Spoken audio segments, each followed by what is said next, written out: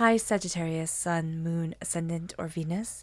This is Dane, and I'm going to be doing your February 2nd, 2022 reading for you.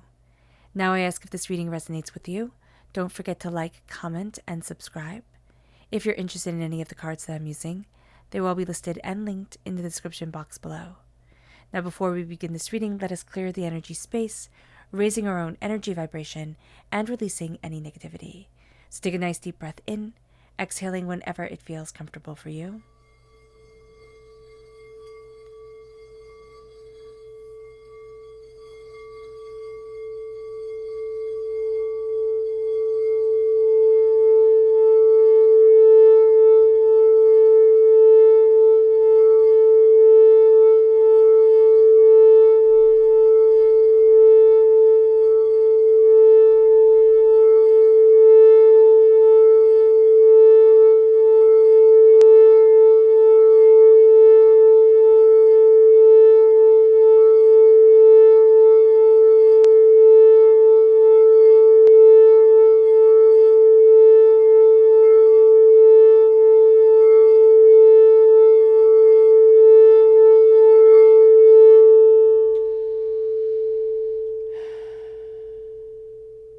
Releasing all negativity from the body like storm clouds, letting yourself feel calm, centered, and at peace as we enter into this safe and loving space.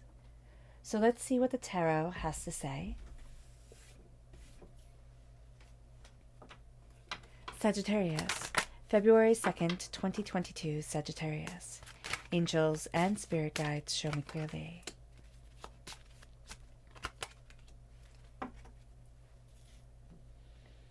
Angels and spirit guides show me clearly.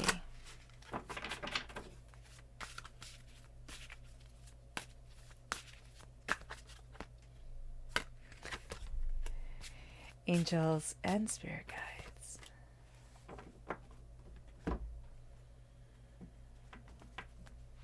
Angels and spirit guides show me clearly.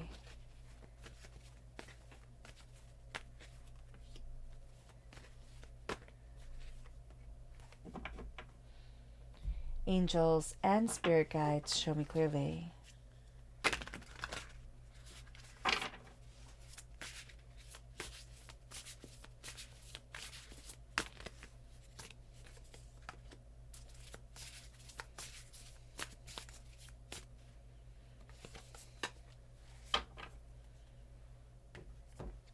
At the bottom is our rooted self. The left-hand side is our inner self. The middle, our heart, our emotional self. The right-hand side, the public arena, the public self. So let's see what the cards have to say. We have the Emperor, which is Aries energy, and we have the High Priestess. So if we have Aries within our natal chart, that comes through very powerfully here at our root. We have the King of Wands amplifying that Aries energy, but also this is us in the major arcana. We are represented by the Wands in the minor arcana. We are represented by Temperance in the major arcana. We have the Magician. I love the Magician and the High Priestess coming up together. This means that this is a very kind of magical, spiritual, profound time for us. We then have the Seven of Swords at our heart and the Three of Pentacles. We have the Devil, which is Capricorn energy. So if we're born on the cusp with Capricorn, or we have Capricorn energy within our natal chart, that comes through very powerfully in the public arena, meaning we are going to be facing addictions, doubts, fears, things that have held us back. And the addictions don't have to be just, what we normally think of as addictions, drugs, alcohol, sex, food, shopping, those type of things. It's going to be whatever negative patterns we have in our lives that keep us stuck. So it can be anxiety, it can be fear, it can be, doubting ourselves, it can be procrastination, it can be whatever it is, okay? It can be anything that comes forward here in the public arena. So just being aware of that is going to be important. And it brings us to the Wheel of Fortune. It's like we're breaking away from these chains and we're starting to see our world open. We're starting to see ourselves open. So let's look at the energy that we need to be mindful of during this time. Angels and spirit guides show me clearly. We have the Prince of Swords. This is air sign energy, Gemini, Libra, Aquarius. This is hasty energy. Okay, this is a sense of I have to do it right now. If I don't do it right now, everything's going to fall apart type of thing. Or if I don't do it right now, I won't get it. We need to calm down ourselves. And if this is outside energy, we need to kind of distance ourselves a bit from it, because it can become all encompassing. It moves us to our chakra energy. Angels and spirit guides, show me clearly.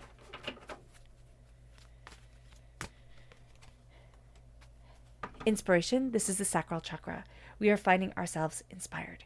We are also finding inspiration in embracing our own sensuality, our own being, our own selves, our creativity. Also in confronting a lot of the drama that we carry, not only from this life, but from past lives that are held within the sacral chakra, and make us look at things differently than we should. So we're going to be looking at certain patterns of behavior, certain overreactions that we have, and are like, where is this coming from? Because there's a new dawn and there's a new day that I'm embracing.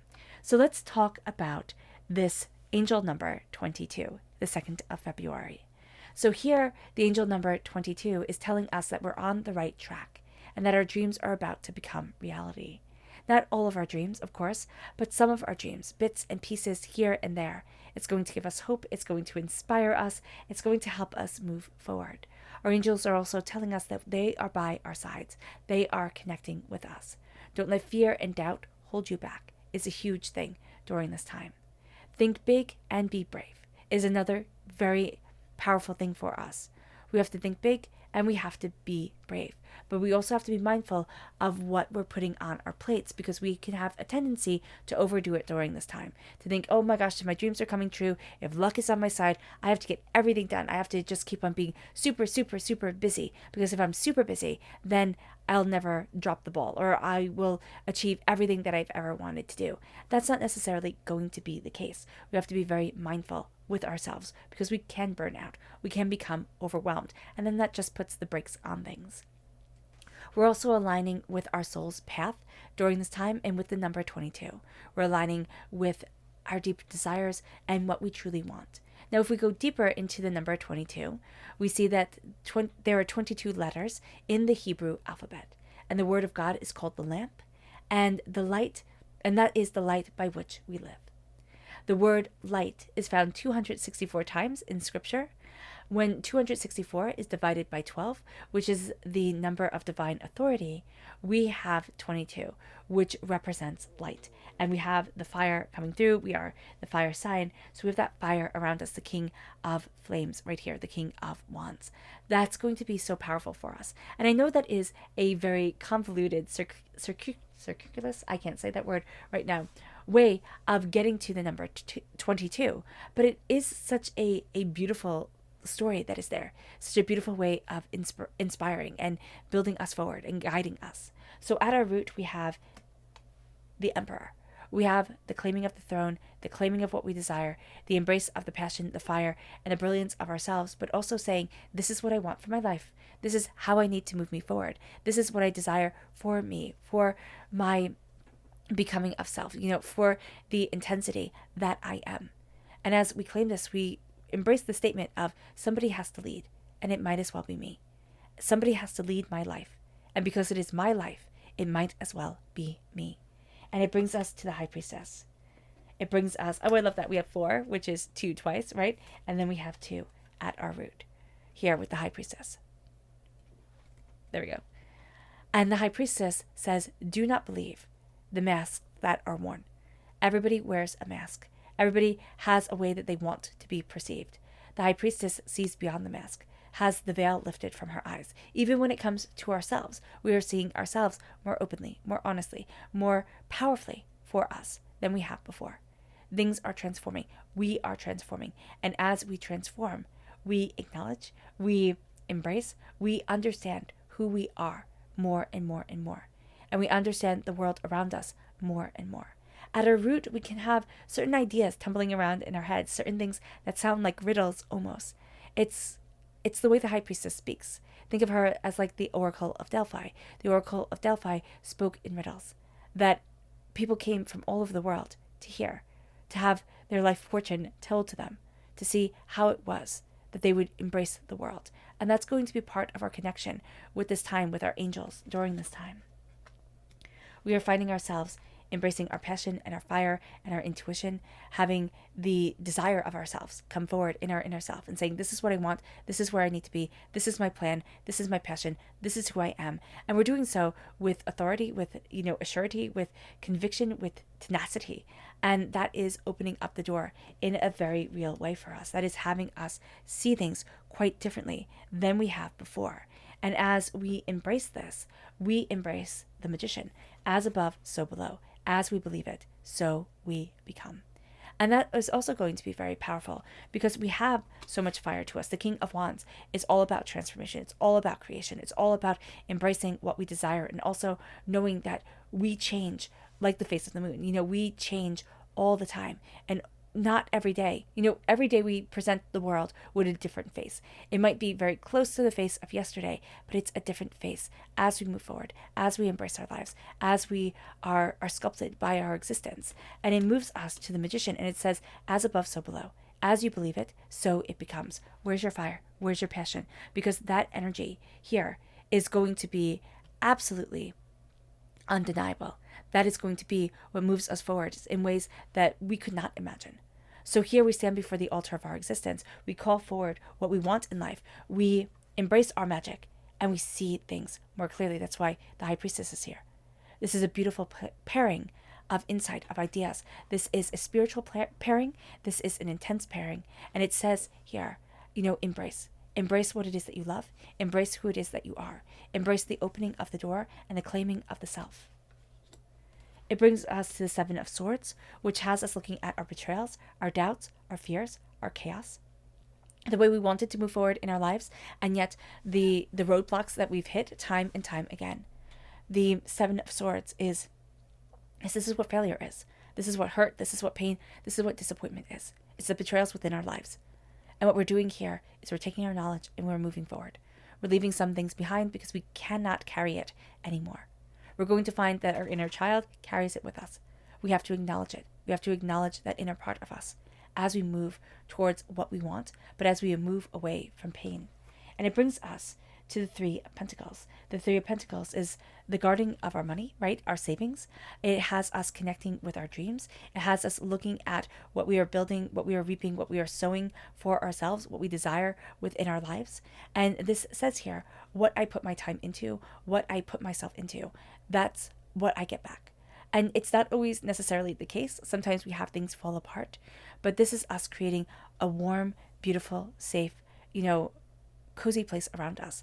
The blanket is what she's working on. And she's looking at everything else. But it's kind of like one task at a time, one thing at a time.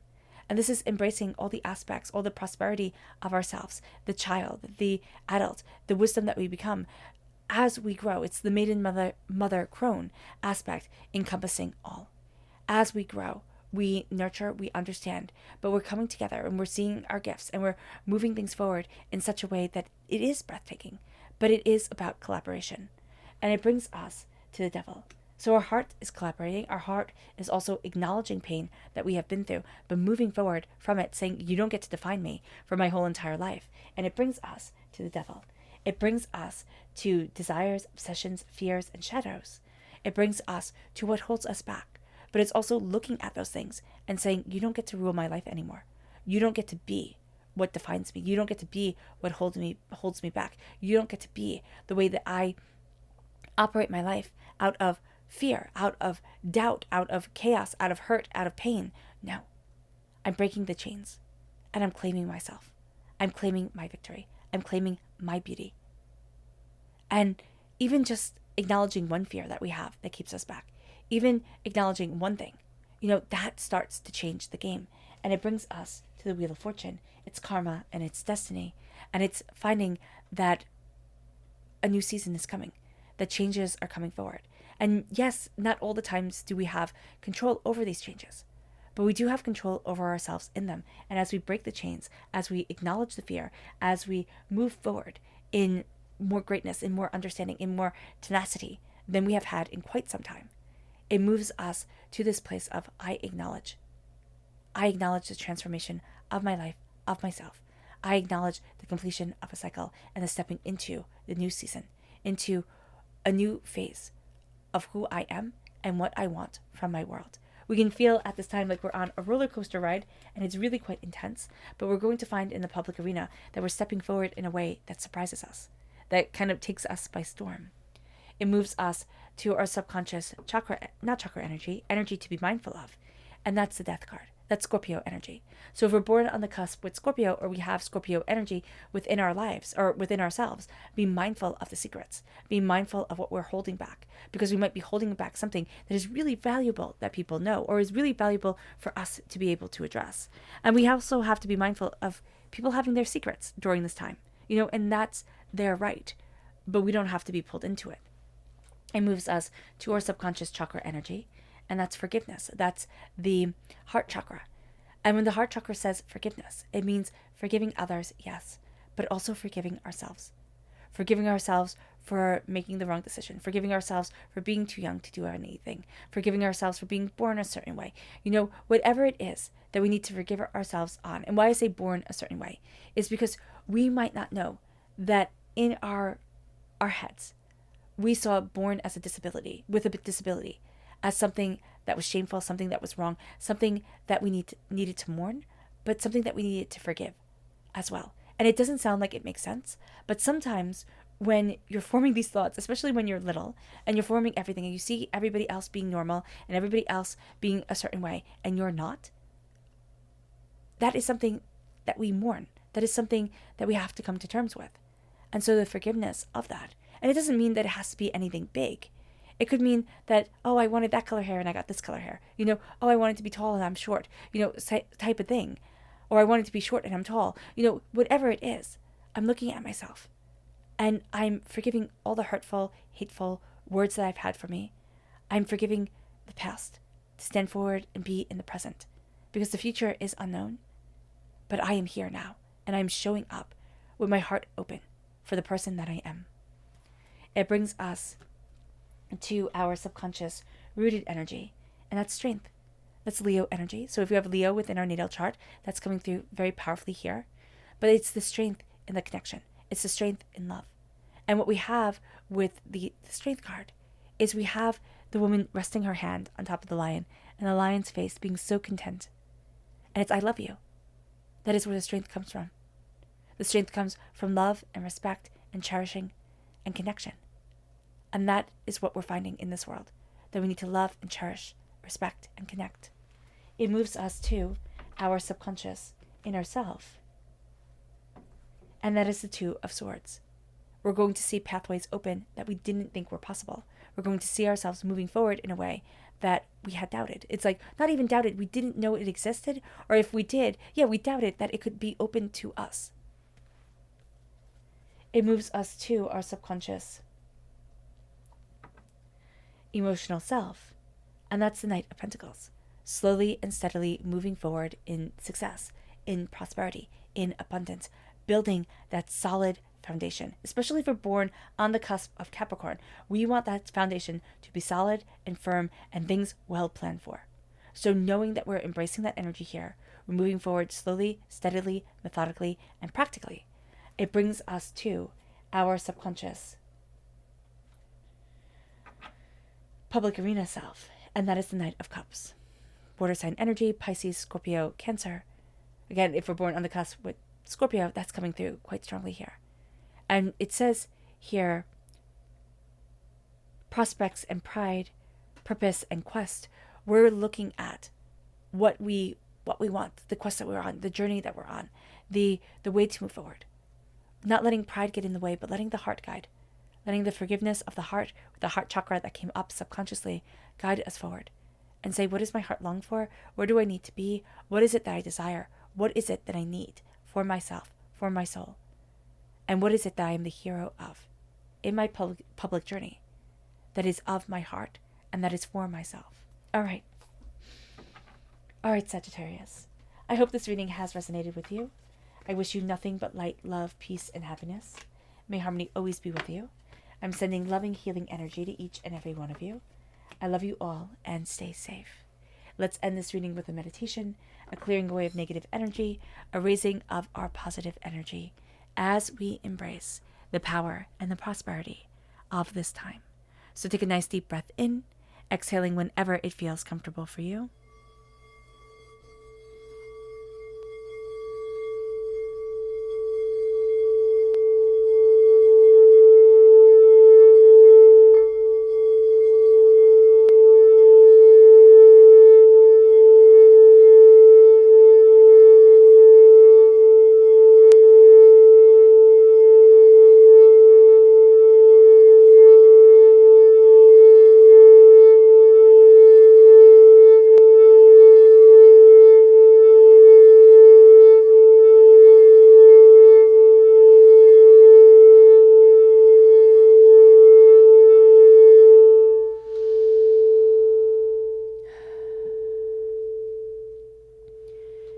May you move forward in peace and in harmony, Sagittarius.